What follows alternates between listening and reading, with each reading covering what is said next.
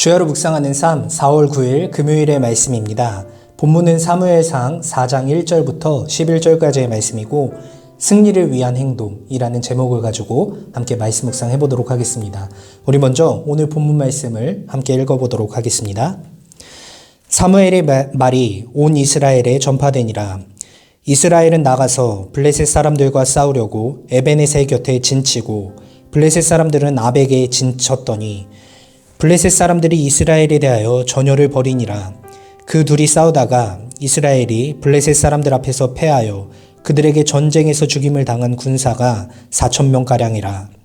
백성이 진영으로 돌아오매 이스라엘 장로들이 이르되 여호와께서 어찌하여 우리에게 오늘 블레셋 사람들 앞에 패하게 하셨는고 여호와의 언약궤를 실로에서 우리에게로 가져다가 우리 중에 있게 하여 그것으로 우리 원수들의 손에서 구원하게 하자 하니 이에 백성이 실로에 사람을 보내어 그룹 사이에 계신 만군의 여호와의 언약궤를 거기서 가져왔고 엘리의 두 아들 홈니와 비나스는 하나님의 언약궤와 함께 거기에 있었더라. 여호와의 언약궤가 진영에 들어올 때에 온 이스라엘이 큰 소리로 외치매 땅이 울린지라. 블레셋 사람이 그 외치는 소리를 듣고 이르되 히브리 진영에서 큰 소리로 외치면 어찌 됨이냐 하다가 여호와의 궤가 진영에 들어온 줄을 깨달은지라. 블레셋 사람이 두려워하여 이르되 신이 진영에 이르렀도다 하고 또 이르되 우리에게 화로다. 전날에는 이런 일이 없었도다. 우리에게 화로다. 누가 우리를 이 능한 신들의 손에서 건지리요. 그들은 광야에서 여러 가지 재앙으로 애굽인을 친 신들이니라. 너희 블레셋 사람들아 강하게 되며 대장부가 되라. 너희가 히브리 사람의 종이 되기를 그들이 너희의 종이 되었던 것 같이 되지 말고 대장부같이 되어 싸우라 하고 블레셋 사람들이 쳤더니 이스라엘이 패하여 각기 장막으로 도망하였고 살육이 심히 커서 이스라엘 보병에 엎드러진 자가 3만 명이었으며 하나님의 궤는 빼앗겼고 엘리의 두 아들 홈니와 비나스는 죽임을 당하였더라. 아멘. 네, 오늘 본문 말씀은 어저께 사무엘이 온 이스라엘에게 하나님의 선지자로서 인정을 받는 본문에서 장면이 전환되어서 이스라엘과 블레셋의 싸움으로 오늘 상황을 보여주고 있습니다.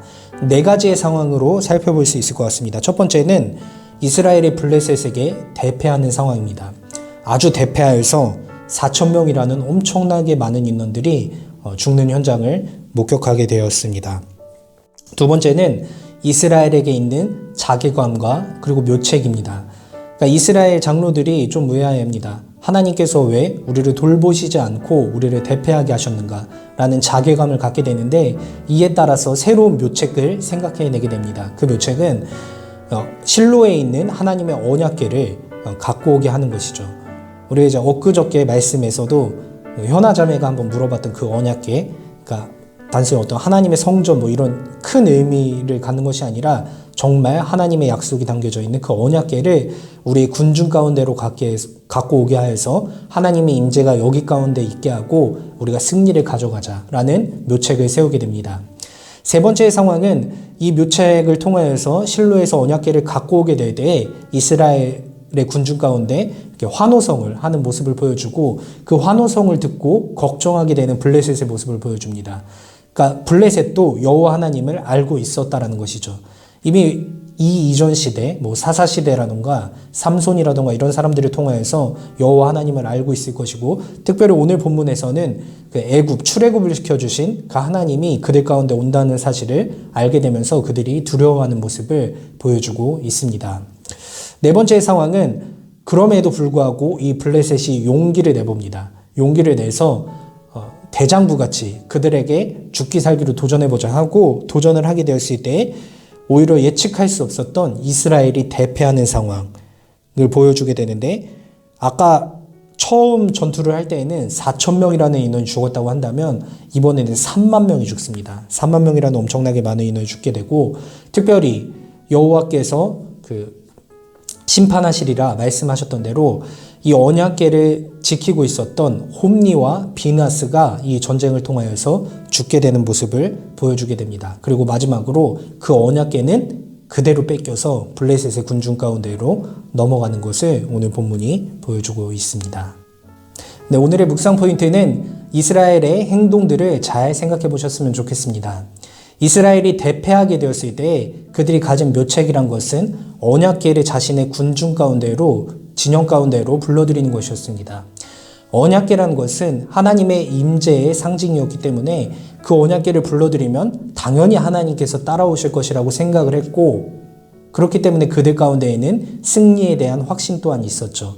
그래서 막 환호성을 지르고 하긴 했었지만 실제로 언약궤가 그들 가운데 들어오게 되었을 때 상황은 전혀 반대로 펼쳐지는 것을 살펴보았습니다. 그들은 대패하고 언약궤마저 빼앗기게 되었죠.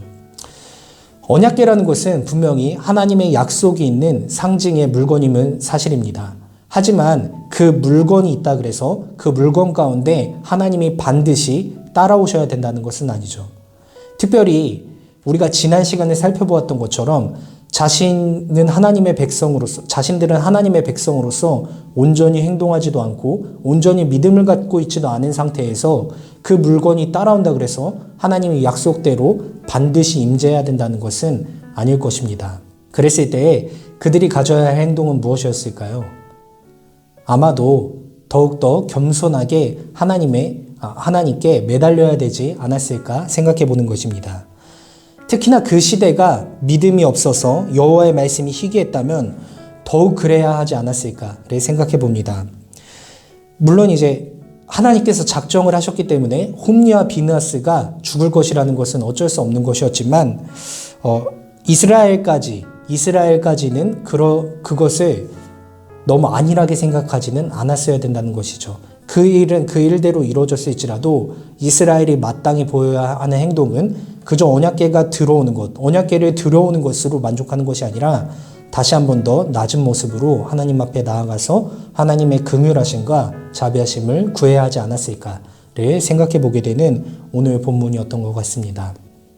여러분, 오늘도 그리스도인으로서 승리하며 살아가야 되지 않겠습니까? 그렇다면 오늘 말씀을 잘 생각해 보시면서 우리가 어떠한 모습을 하나님 앞에 보여야 될까? 우리가 어떠한 믿음으로 하나님 앞에 나아가야 될까? 잘 생각해 보시고 결단을 통하여서 오늘 하루를 살아내시는 우리 청년부원들 되시길 소망하며 기도로 오늘 묵상을 마치도록 하겠습니다. 아버지 하나님, 은혜를 감사합니다. 오늘 말씀을 통하여서 우리의 마음과 우리의 생각을 다시 한 번 더 돌아볼 수 있게 허락해 주심에 감사합니다. 단순히 언약궤, 하나님의 약속이 있다 그래서 안일하게 그것만 붙잡고 나의 생각대로 하나님을 움직이려고 하는 것이 아니라 우리가 더욱더 하나님 앞에 겸손하게 하나님의 은혜를 구하며 나가야 되지 않을까를 생각해보는 오늘 본문이었던 것 같습니다. 오늘 본문 잘 생각해보면서 우리 가운데 새로운 결단이 있는 하루가 될 수 있도록 인도하여 주시고 새로운 결단으로 하나님 앞에 신실하고 겸손하게 나아갈 때 우리 가운데 은혜를 베풀어 주시는 하나님을 경험하는 오늘 하루를 살아갈 수 있는 청년부원들 한 사람 한 사람 되어줄 수 있도록 인도하여 주시옵소서. 감사를 드리며 믿음의 주요 온전케 하시는 예수님의 이름으로 기도합니다. 아멘.